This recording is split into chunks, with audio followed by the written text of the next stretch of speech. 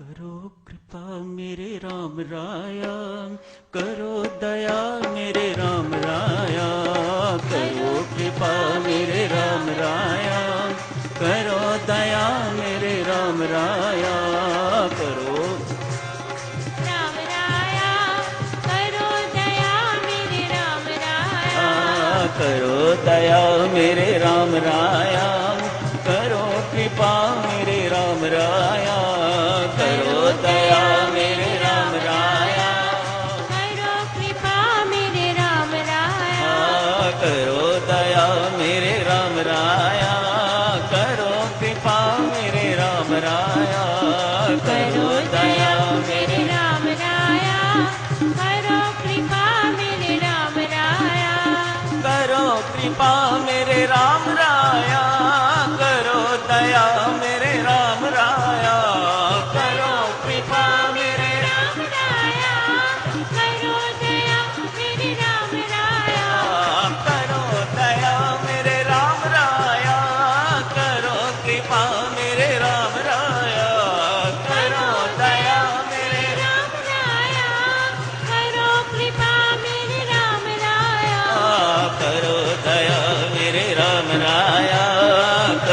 कृपा मेरे राम राया, करो दया मेरे राम राया, करो कृपा मेरे राम राया, करो दया मेरे राम राया, करो कृपा मेरे राम राया, करो दया मेरे राम राया, करो कृपा मेरे राम राया, करो दया मेरे राम राया, करो कृपा मेरे राम राया, करो दया मेरे राम राया, करो कृपा मेरे राम राया, करो दया मेरे राम राया, करो कृपा मेरे राम राया, करो दया मेरे राम राया, करो कृपा मेरे राम राया, करो दया मेरे राम राया, करो कृपा मेरे राम राया, करो दया मेरे राम राया, करो कृपा मेरे राम राया,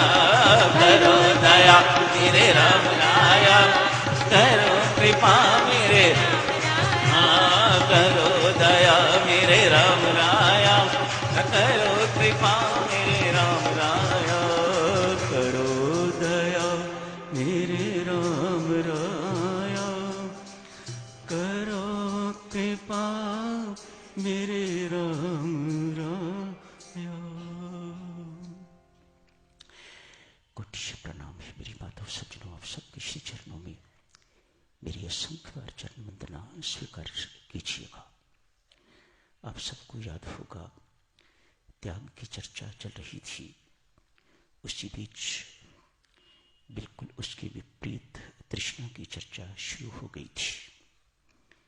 त्याग जहाँ शांति देता है, परम शांति देता है, तृष्णा उतनी ही दुखदायी है, बंधनकारी है। दो विपरीत बातें। ऐसा दीक्षिणों एक बहुत बड़ी सेठ किसी संत महात्मा के दर्शनार्थ गए, वहां जाके उनके श्री चरणों में शीश नवाया। महात्मा ने भी उसी ढंग से लाला के चरणों में शीश नवा दिया। लाला ने पूछा, महाराज मैं तो पहले ही बहुत पापी हूं, आपने ऐसा करके मेरे ऊपर और पाप चढ़ा दिया। नहीं भाई, तूने मुझे प्रणाम किया, मैंने तुम्हें प्रणाम कर दिया। लाला ने कहा, पर बाबा आप तो तपस्वी हो, आप तो त्यागी हो, ये सब कुछ देख के तो मैंने आपके श्री चरणों में शीश नवाया। महात्मा कहते हैं, लाला तुम मेरे से ज्यादा त्यागी हो। लाला राम राम करता है, कैसे महाराज, मैं और त्यागी? हाँ, तुम मेरे से बड़े त्यागी हो। संत समझाते हैं, लाला परमात्मा की प्राप्ति के लिए मैंने संसार को त्याग रखा है, और तूने संसार को पाने के लिए परमात्मा को त्याग रखा है, तू मेरे से बड़ा त्यागी है। देवियों सज्जनों, ऐसे त्यागी ही नहीं बनना। त्याग अर्थात विकारों का त्याग, दुर्गुणों का त्याग, दुर्विचारों का त्याग, अपने अहम का त्याग, मैं और मेरा इन शब्दों का त्याग, स्वार्थ का त्याग, इत्यादि इत्यादि। इसी के अंतर्गत देवियों सज्जनों बीच में शुरू हो गई थी चर्चा तृष्णा की। कुछ अप्राप्त है, उसे प्राप्त करने की चाह को इच्छा कहा जाता है, कामना कहा जाता है। ये तृष्णा रूपी रोग देवियों सज्जनों हमारे जीवन में नहीं आना चाहिए, बच के रहिएगा इससे। एक छोटी सी उदाहरण के बाद चर्चा को थोड़ा सा शिफ्ट करेंगे। एक बहुत सदाचारी ब्राह्मण हैं, परोपकारी हैं, लोग उन्हें महादानी कहते हैं। ब्राह्मण अक्सर दान लेने वाले हुआ करते हैं, लेकिन परमात्मा की ऐसी कृपा है इस ब्राह्मण पर, ये दान देने वाला है। महादानी लोग इसे कहते हैं। आज विचरते विचरते एक निर्जन स्थान पर गए, जंगल है, देखा ना कुटिया ना कोई आश्रम, आसपास कुछ भी नहीं है, लेकिन एक संत महात्मा, बड़े ओजस्वी, बड़े तेजस्वी चेहरा, बड़ा नूरी चेहरा, एकांत में बैठे हुए हैं, ध्यानस्थ। अतएव डिस्टर्ब करना नहीं चाहा। मानो उस ध्यानस्थ मूर्ति को देख देख के तो ये ब्राह्मण बहुत आनंदित हो रहा है, इसे स्वयं को शांति का अनुभव हो रहा है। पास बैठ गया। ध्यान के बाद जब आंख खुली महात्मा की, महात्मा ने आगमन का कारण पूछा। कहा, महाराज मैं अमुक ब्राह्मण हूं, आप कहें तो मैं आपके लिए एक यहां कुटिया बनवा दूं, आप कहें तो मैं एक आश्रम यहां पर बनवा दूं।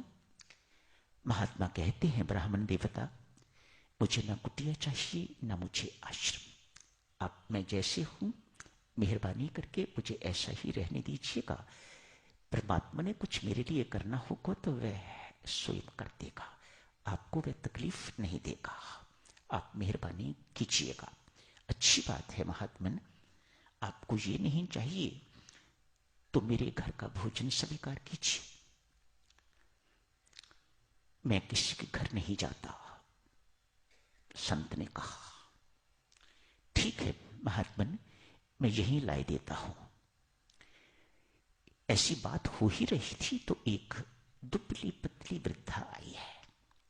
इतनी दुबली पतली माता, लगे कि ये अभी गिरी कि अभी गिरी, हड्डियां ही हड्डियां उसकी दिखाई दे रही हैं, ऊपर मांस नहीं है, सिर्फ चमड़ी हड्डियों के साथ चिपकी हुई है। वृद्धा है, लगे कि इसको ये खड़ी कैसे है, ये अभी अभी गिरेगी। संत महात्मा ने कहा, लाला इसको ले जाओ, भूखी है बेचारी, इसको पेट भर खिलाओ तो समझो कि मेरी भूख अपने आप मिट जाएगी। वृद्धा ने कहा, विप्र, वृद्धा कहती है, विप्र जाने से पहले मेरी एक शर्त सुन लो। मैं खाती हूं, यदि मेरा पेट न भरे तो जो खिलाने वाला है मैं उसे खा जाती हूं।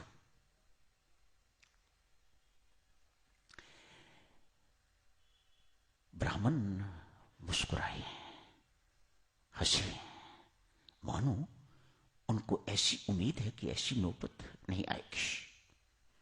वृद्धा को साथ लेके अपनी कोठी में आ गए हैं। आके नौकरों को कहा, वृद्धा को खूब खिलाओ, इतना खिलाओ जब तक इसका पेट नहीं भर जाता। घर का जितना खाना बना हुआ था, वृद्धा खाती जा रही है, खाती जा रही है, खाती जा रही है। आज जितना भी खाना बना हुआ था सारे का सारा खत्म हो गया। वृद्धा लपकी ब्राह्मण पर, मैंने तुम्हें कहा था मेरा पेट नहीं भरता, इसलिए मैं अब तुम्हें खाऊंगी। वह ब्राह्मण देवता भागे भागे संत महात्मा के पास गए। कहा, महाराज मुझे बचाओ, ये वृद्धा नहीं, ये तो मेरी मृत्यु है।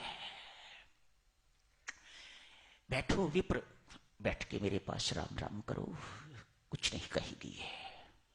संत महात्मा यहां समझाते हैं ये तृष्णा है, इसका पेट कभी नहीं भरता। सारे संसार की भोग सामग्री भी इस पेट में डाल दो तो भी तृष्णा का पेट नहीं भरता। कैसी नामुराद चीज है ये तृष्णा। साधक हो देवियों सज्जनों, ये हमारे जीवन में नहीं आनी चाहिए। ये एक ना एक दिन हमें बर्बाद करके रहेगी। मात्र हमारी साधना को ही खाएगी नहीं, मात्र इतना ही नहीं करेगी कि हमारी साधना को नष्ट भ्रष्ट कर देगी, हमारे भौतिक जीवन को भी ये नष्ट भ्रष्ट करके रख देगी। आपके माथे पर इस प्रकार का कलंक लगाएगी, तृष्णालु कहीं का। इतना बड़ा कलंक लगा के रख देगी कि कभी आप अपने जीवन काल में उस कलंक को धो नहीं पाओगे। याद रखो, इस संसार में 6 व्यक्ति साधकजनों कभी सुखी नहीं होते। सर्वप्रथम ईर्ष्यालु, तृष्णालु, क्रोधी, घृणा करने वाला। 4, 5वां जो दूसरों पर निर्भर रहता है, असंतोषी है। ये साधकजनों 6 के 6 लोग कभी सुखी नहीं हो सकते। शंकाशील, दूसरों पर संदेह करने वाला। जिस पति को अपनी पत्नी पर संदेह, अपने नौकर पर संदेह, नाई पर संदेह, डॉक्टर पर संदेह, शंकाशील व्यक्ति साधकजनों कभी सुखी नहीं होगा। जिस घर में शंका आ गई, पत्नी अपने पति पर शंका कर रही है, लेट हुआ नहीं तो समस्या खड़ी हुई नहीं, सोचें वह घर नरक बनेगा कि नहीं बनेगा। इच्छी व्यक्ति इस संसार में रहते हुए, सुखद संसार में रहते हुए भी साधकजनों कभी जिंदगी में सुख का अनुभव नहीं कर पाएंगे। क्या करें साधकजनों इस तृष्णा का? संत महात्मा एक सुझाव देते हैं देवियों सज्जनों, इस तृष्णा का रुख परमात्मा की ओर मोड़ दो। काश देवी यही तृष्णा यदि नाम के उपासक के अंदर नाम की उपासना के लिए आ जाए, और जप और सिमरन और ध्यान और साधना, तो उसका जीवन बनेगा कि नहीं बनेगा, उसका जीवन सार्थक होगा कि नहीं होगा, उसका जीवन सफल होगा कि नहीं होगा। ये जितनी भी भौतिक चीजें हैं साधकजनों, इसके साथ आपका जीवन सफल नहीं होने वाला। आप बहुत बड़े डॉक्टर बन जाओ, बहुत बड़े डॉक्टर बन जाओ, बहुत एमिनेंट सर्जन बन जाओ, सब कुछ बन जाओ, बहुत बड़े चीफ जस्टिस बन जाओ, चीफ जस्टिस ऑफ इंडिया बन जाओ, ये सब लाइनें अलग हैं। ये सब की सब चीजें आपको मुक्ति देने के अधिकारी नहीं बनाती। मोक्ष प्राप्त करना चाहते हो, जन्म मरण का बंधन से इससे छुटकारा पाना चाहते हो, तो आपको साधना ही करनी पड़ेगी। अपने दुर्गुणों को जो हमारे वश में नहीं है, बात क्यों इनके पीछे पड़े रहना, उसके पीछे पड़ो। वह साधना और करवाए, वह साधना और करवाए, वह नाम और जपवाए, वह ध्यान हमारा और लगाए, अच्छा लगाए, वह सिमरन हमारा 24 घंटों सपने में भी न बिसरे नाम, इस प्रकार की मांग उसके पीछे पड़ो, तो वह कल्याणकारी।